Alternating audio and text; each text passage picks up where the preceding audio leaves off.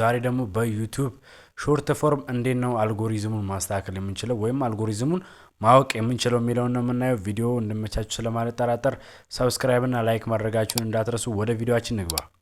ያው ዩቲዩብ ሾርት ማለት ከኖርማል ሎንግ ፎርሙ ይለያል። የሚለየውም ዩቲዩብ ሾርት እንደ ቲክቶክ ስክሮል እያደረጋችሁ ነው የምታዩት። ምን ያደርግላችኋል? ዩቲዩብ በሾርትስ ፊድ ስዋይፕ ላይ ለእናንተ ይለቅላችኋል ማለት ነው። ለምሳሌ ቲክቶክ እንዴት ነው በመለቅበት ሰዓት ያው ስዋይፕ ላይ የሚያስገባላችሁ፣ ከዛ በኋላ ስክሮል በሚደረግ ሰዓት እናንተ ቪዲዮአችሁ እየታየ ይሄዳል ማለት ነው። ስለዚህ አንዳንድ ጊዜ ቫይራል የሚያወጣው ለምንድን ነው? አንድ ሰው እናንተ ቪዲዮ አየ ወዲያው ስክሮል ነው የሚያደርገው። ምንድነው ሙሉ ለሙሉ ቢያየው ግን ምን ያገኝበታል፣ ጥቅም ያገኝበታል በሚለው ስለማያስብ ነው እሱ ማለት ነው። ወደ መጀመሪያውና ወደ ዋናኛው ሀሳባችን ስንገባ በዩቲዩብ ሾርት ምንድነው ወቻወር ነው። ወቻወር ይወስነዋል። አሁን በሎንግ ፎርም ወቻወር ነው፣ በሾርት ፎርም ታይም ወቻወር ይወስነዋል። እንዴት ነው ይሄን ካላችሁን ደግሞ እናንተ የምትሰሩት ቪዲዮ ቢያንስ 30 ሰከንድ ከሆነ ከ25 እስከ 30 ከታየ ዩቲዩብ ቪዲዮ ተወዷል በሚል ፑሽ ያደርግላችኋል ማለት ነው። አንድ ሰው በሚያዩ የራሱ የሚሰራበት ካልኩሌሽን አለው፣ በራሱ አድርገው እሱ ፑሽ ያደርግላችኋል ማለት ነው።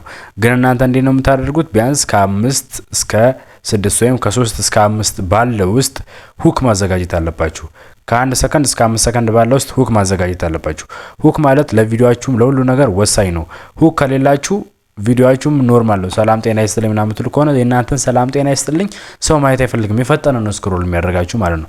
ብዙ ጊዜ ዩቲዩብ ላይም ወይም ቲክቶክ ላይም ስታዩ ቪዲዮ እንዴት ነው የፈጠነ እኮ ሁክ ነው የሚያደርጉት። የሆነ መያዣ ነገር አንተ ቪዲዮን እስከ መጨረሻው እንድታይ የሚያደርግን ነገር ያዘጋጃሉ ማለት ነው። የሆነ ዋርኒንግ ታይትል እንደሚሰጠው አይነት ዋርኒንግ ሁክ ያደርጋሉ እነሱ ማለት ነው።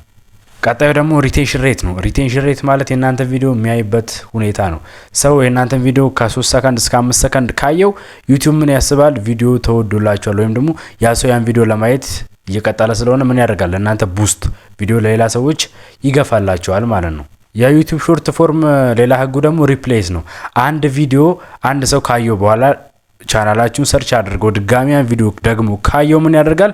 ዩቲዩብ ይሄ ቪዲዮ ተወዷል በሚል ምን ያደርጋል? ይገፋላችኋል ማለት ነው።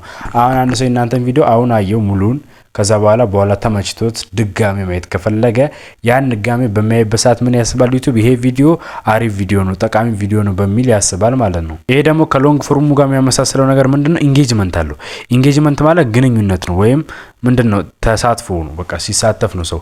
ኮመንት፣ ላይክ፣ ሼር፣ ሰብስክራይብ ይሄም እንደዛኛው እንደ ሎንግ ፎርሙ ይሄን ማካተት አለበት። ይሄንን ያያል ማለት ነው ዩቲዩብ።